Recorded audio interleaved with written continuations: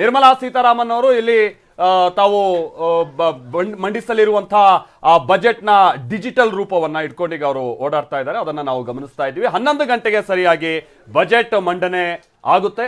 ಆಮೇಲೆ ವಿಶೇಷವಾಗಿ ಬಹುಶಃ 1999ರ ನಂತರದಲ್ಲಿ 97ರ ನಂತರದಲ್ಲಿ ಅಂತ ಕಾಣಿಸುತ್ತೆ ಸಂಡೇ ಬಜೆಟ್ ಮಂಡನೆ ಆಗ್ತಾ ಇರುವಂತದ್ದು ಇದೆ. ಇಷ್ಟು ಬಾರಿ ಫೆಬ್ರವರಿ 28ನೇ ತಾರೀಕಿನಂದು ಬಜೆಟ್ ಮಂಡಿಸುವಂತ ಅಂದ್ರೆ ಈ ಮಂತಿನ ಕೊನೆಯ ದಿನ ಬಜೆಟ್ ಮಂಡಿಸುವಂತ ವಾಡಿಕೆ ಇತ್ತು. 2017ರ ನಂತರದಲ್ಲಿ ಅದು ಬದಲಾಯಿತು, ಫೆಬ್ರವರಿ 1ಕ್ಕೆ ಬಂತು. ಈಗ ಏನು ಬಜೆಟ್ ಮಂಡನೆ ಸಂಬಂಧಪಟ್ಟ ಹಾಗೆ ಫೆಬ್ರವರಿ 1 ಇವತ್ತು ಸಂಡೇ ಆಗಿದ್ರು ಕೂಡ ಇತಿಹಾಸದಲ್ಲಿ ಬಹುಶಃ ಸ್ವತಂತ್ರ ಭಾರತದಲ್ಲಿ ಸಂಡೇ ಬಜೆಟ್ ಮಂಡನೆ ಆಗ್ತಾ ಇರುವಂತದ್ದು ಎರಡನೇ ಬಾರಿ. ಆಮೇಲೆ ಶೇರ್ ಮಾರ್ಕೆಟ್ ಕೂಡ ಇವತ್ತು ಓಪನ್ ಇರುತ್ತೆ. ರೆಗ್ಯುಲರ್ ಟ್ರೇಡಿಂಗ್ ನಡೆಯುತ್ತೆ. 9:15ರಿಂದ ಶುರುವಾಗಿ 3:30 ತನಕ ರೆಗ್ಯುಲರ್ ಟ್ರೇಡಿಂಗ್ ಎಂದಿನಂತೆ ಇರುತ್ತೆ. ದೆಹಲಿಯ ನಾರ್ತ್ ಬ್ಲಾಕ್ ನಲ್ಲಿರುವಂತಹ ಕಚೇರಿಯಲ್ಲಿ ಈಗ ನಿರ್ಮಲಾ ಸೀತಾರಾಮನ್ ಅವರನ್ನು ನೋಡ್ತಾ ಇದ್ದೀವಿ. ಮೊನ್ನೆನೆ ಹಲ್ವಾ ಮತ್ತೊಂದು ಅದೇನ್ ಸಂಪ್ರದಾಯ ಇದೆ ಅದೆಲ್ಲ ಆಗಿದೆ 5 ದಿವಸದಿಂದ. ಅದಾದ ನಂತರದಲ್ಲಿ ಅದರಲ್ಲಿರುವಂತಹ ಅಧಿಕಾರಿಗಳಿಗೂ ಕೂಡ ಹೊರ ಜಗತ್ತಿಗೆ ಹೆಚ್ಚಿನ ಸಂಪರ್ಕ ಇರಲ್ಲ.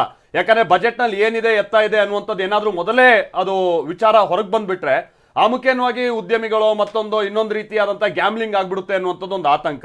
ದೇಶದ ಮುಂದಿನ ವರ್ಷ ಅಂದ್ರೆ ಈ ಆರ್ಥಿಕ ವರ್ಷದ ನೀತಿ ನಿರ್ವಹಣೆಗಳು ಏನಿರುತ್ತೆ ಅನ್ನುವಂಥದ್ದು 2026-27 ನೀತಿ ನಿರ್ವಹಣೆಗಳು ಏನಿರುತ್ತೆ ಅನ್ನುವಂಥದ್ದು ಅದು ಮುಚ್ಚಿದ ಪ್ರತಿಯಲ್ಲೇ ಇರಬೇಕು. ಅದು ಬಹಳ ಸೀಕ್ರೆಟ್ ಆಗೇ ಮೇಂಟೈನ್ ಆಗಿರಬೇಕು. ಯಾವಾಗ ಈಗಲೇ ಇವತ್ತು 11 ಗಂಟೆಗೆ ಅದು ಡಿಸ್ಕ್ಲೋಸ್ ಆಗಬೇಕು. ಅದಕ್ಕಿಂತ ಮುಂಚಿನ ಸಂಗತಿಗಳು ಏನಾದರೂ ಅದು ಹೊರಗೆ ತಿಳಿದು ಬಂದರೆ ಅದು ಬಹಳ ದೊಡ್ಡ ಸಮಸ್ಯೆ ತಂದಿಡುತ್ತೆ. ಆ ಕಾರಣಕ್ಕಾಗಿ ಹೆಚ್ಚಿನ ಹೊರಗಿನ ಸಂಪರ್ಕಕ್ಕೆ ಅಲ್ಲಿರುವಂತಹ ಯಾರು ಕೂಡ ಒಳಪಟ್ಟಿರೋದಿಲ್ಲ. ಸೊ ಇವತ್ತೇ ಹೆಚ್ಚು ಕಮ್ಮಿ ಅವ್ರ ಮೊನ್ನೆ ಹಲ್ವಾ ಸಂಪ್ರದಾಯ ಆದಂತ ನಂತರದಲ್ಲಿ ಮಾಧ್ಯಮದ ಮುಂದೆ ಕಾಣಿಸೋದು ಒಂಥರ ನಾಟ್ ರೀಚಬಲ್ ಕುಟುಂಬದವರಿಗೆ ಜೊತೆಗೆ ಮಾತಾಡಬೇಕು ಅಂತಂದ್ರು ಕೂಡ ಪರ್ಮಿಷನ್ ತಗೊಂಡು ಮಾತಾಡಬೇಕು, ಎಮರ್ಜೆನ್ಸಿ ಕಾಲ್ಗಳು ಮಾತ್ರ. ಸೊ ಅಂತದ್ದು ಜೊತೆಗೆ ಈ ಹಲ್ವಾ ಪದ್ಧತಿ ಇದೆಯಲ್ಲ ಅದು ಕೂಡ. ಆದ್ರೆ ಹಲ್ವಾ ಅವ್ರು ತಿಂತಾರೆ, ಈ ಬೇರೆಗೂ ಕೂಡ ಹಲ್ವಾ ಸಿಗುತ್ತೆ ಅಲ್ಲ ಅನ್ನೋದು ಕೂಡ ಒಂದ್ ದೊಡ್ಡ ಪ್ರಶ್ನೆ. ಹಲ್ವಾ ಸಿಗ್ಲಿ ಬಿಸ್ಕೆಟ್ ಹಾಕೋದು ಬೇಡ ಅಂತ. ಸೊ ಈ ಥರದ್ದು ಸೊ ಅಂತೂ ಇಂತೂ ನಾವು ಹೇಳ್ತಾ ಇದ್ವಿ ಈ ಬಾರಿ ತುಂಬ ದೊಡ್ಡ ಚಾಲೆಂಜಸ್ಗಳಿದೆ ಎದುರುಗಡೆಗೆ. ಯಾಕಂದರೆ ಭಾರತದಂಥ ದೊಡ್ಡ ಪ್ರಜಾಪ್ರಭುತ್ವ ರಾಷ್ಟ್ರವನ್ನು ಈ ನಿಲ್ಲಿಸುವಂಥದ್ದು ಇದೆಯಲ್ಲ ಸಾಮಾನ್ಯ ಸಂಗತಿ ಅಲ್ಲ.